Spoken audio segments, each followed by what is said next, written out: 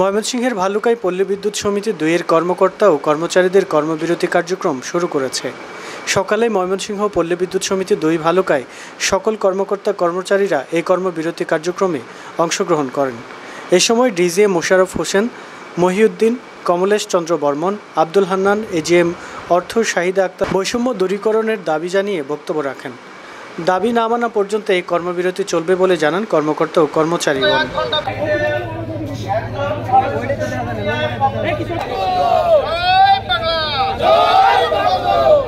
ঠিক আরবি বিভিন্ন ধরনের অনুন্নত আজে বাজে মাল ক্রয় করার কারণে গ্রাহকদের যে সঠিক সেবা আমরা দিতে পারি না, সেই মালগুলো ভালো।